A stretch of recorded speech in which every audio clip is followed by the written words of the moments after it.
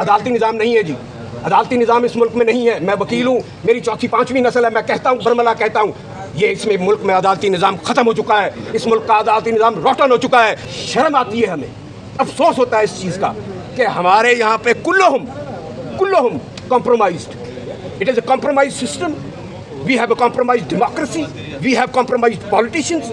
आगे एक तूफ़ान आएगा और उस तूफ़ान के सामने ये बह जाएंगे तिनकों की तरह। ये पहले भी बह गए थे, इसी जोम में थे कि रोक लेंगे। और मैं आपको तारीखी जुमला बताता हूँ, जिस दिन हम निकले हाई कोर्ट से इफ्तिखार चौधरी की तारीख के लिए, तो तहरीक के लिए, तो सबसे आगे मैं था सरदार साहब से। जब वो हमें रोक रहे थे तो मैंने उनसे, पुलिस वालों से कहा कि तुमने 47 में भी हमें रोका था, तुम नहीं रोक सके थे। उसने कहा ये 47 नहीं है। मैंने कहा तुम्हारा जबर वही है, तुम्हारा जुल्म वही है, आज भी तुम उन्हीं आकाओं के पाबंद हो। और हम लड़े थे, हमने लाठियाँ खाई थी, हम पाबंद सलासल हुए थे, हमारे वकील कराची में जलाए गए थे, आज तक इंसाफ नहीं मिला। हमारे वकील साहिवाल में जलाए गए थे, आज तक इंसाफ नहीं मिला। हमारे बख्तरबंद गाड़ियाँ हाई कोर्टों के अंदर घुसी थी, आज तक इंसाफ नहीं मिला। हमारे वकीलों को शहीद किया गया कोयटा में। वो हर बार के एक ऐसा सानिया था कि पाकिस्तान की हर बार अशकबार होती है उस दिन। तो ये हम फिर भी हौसला बुलंद करके चल रहे हैं। खुरम खोसा कोई चीज़ नहीं है, ये काला कोट है, ये अल्लाह ताला की सिफात में से एक सिफत है अल वकील। तो आओ हम देखते हैं कि तुम अल वकील हमारी अल्लाह ताला की अता की हुई सिफत और ताकत को, हमारे कलम को, हमारे जज्बे को, हमारे हौसले को, हमारे दलाइल को और हमारा पाकिस्तान का केस प्लीड करने को कैसे रोकते हो। बीमार ये पहले ही हैं, हो नहीं जाते। जो बीमारी इनके दिलों में, अल्लाह कहता है कि मैंने इनके दिलों में बीमारी पैदा कर दी है। इनके दिलों में बीमारी है, इनके दिलों में बीमारी, वो बुस्त है जो इन्होंने बनाए हुए हैं। ये बीमारी वो नहीं है। ये तो पहले से जिस दिन जज बनते हैं बीमारी, ये लिखते ही हैं कि हमें जज लगा दो, हम बीमार हैं, हम अपना इलाज नहीं करा सकते। इनकी तो यही होता है कि हमारा काम नहीं चलता, कारोबार नहीं चलता। मैं कई नौजवान आते हैं, उनको पूछता हूँ भाई एग्ज़ाम क्यों दोगे, वो जी चेक लग जाएगा। अगर इंसाफ करने के लिए आएंगे तो इंसाफ करेंगे ना, अगर चेक लेने के लिए आए हैं तो फिर चेक लेंगे।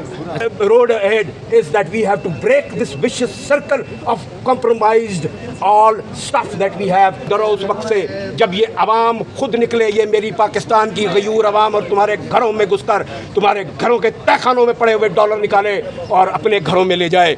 तो होश के नाखून ले लो, ये तजर्बे बंद कर दो इस मुल्क के साथ, ये तमाशा बंद कर दो इस मुल्क के साथ। और अदलिया से भी बड़े अदब से कहूँगा, हम अदालत में भी अदब से कहते हैं, यहाँ पे भी अदब से कहते हैं, हम तो आपकी मजेस्टी मानते हैं, जो नहीं मानते उनके सामने घुटने मत टेको, उनसे डरते हो। मैं एक दफ़ा एक मैजिस्ट्रेट के पास पेश हुआ, मैजिस्ट्रेट साहब एक केस के अंदर वो उसको बार बार एडजर्न कर रहे थे, तो मैं चला गया, मेरा जूनियर जाता था पहले, मैं उस दिन जाके बैठ गया। मैजिस्ट्रेट साहब आए, तशरीफ़ रखी, कुर्सी पे बरजमान हुए, तिलावत फरमाई। तिलावत फरमाने के बाद उन्होंने केस कॉल किया। मैंने एक एप्लीकेशन दी, मेरा केस कॉल हो गया। मैंने कहा जनाब आज मैं केस करने नहीं आया, मैं आज जनाब की ज़ियारत करने आया हूँ, मैं देखने आया हूँ। और फिर मुझे खुशी हुई कि आपने तिलावत की, और अफसोस इस चीज़ का कि जो तिलावत हुई उससे तो तुम डरते नहीं जिसका कलाम है।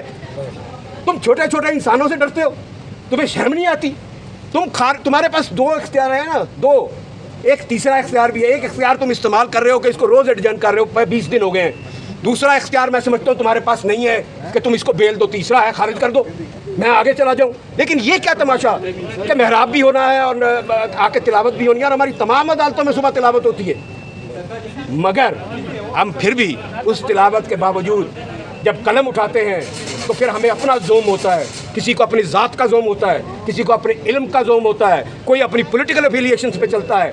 बदकिस्मती से कत्ल इंसाफ का होता है, कत्ल आइन का होता है, कत्ल कानून का होता है, और पिस्ता आम आदमी है।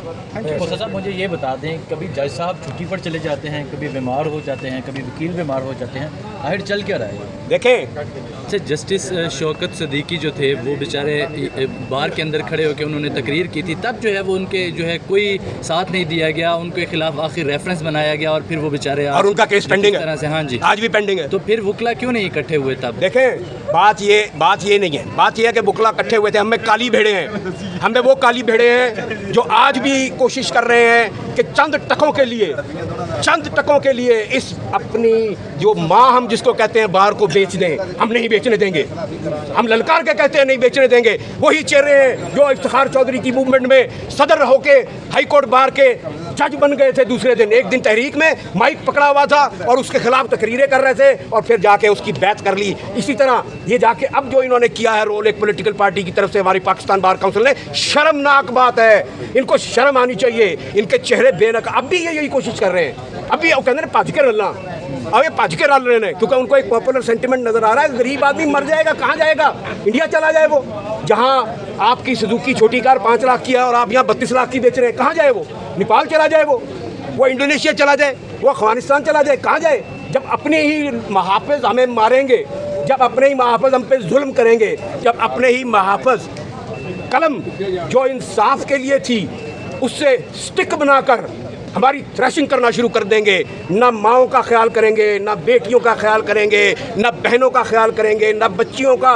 लोगों के बच्चों को उठा के उनको धमकाते हैं, शर्म तो नहीं आती।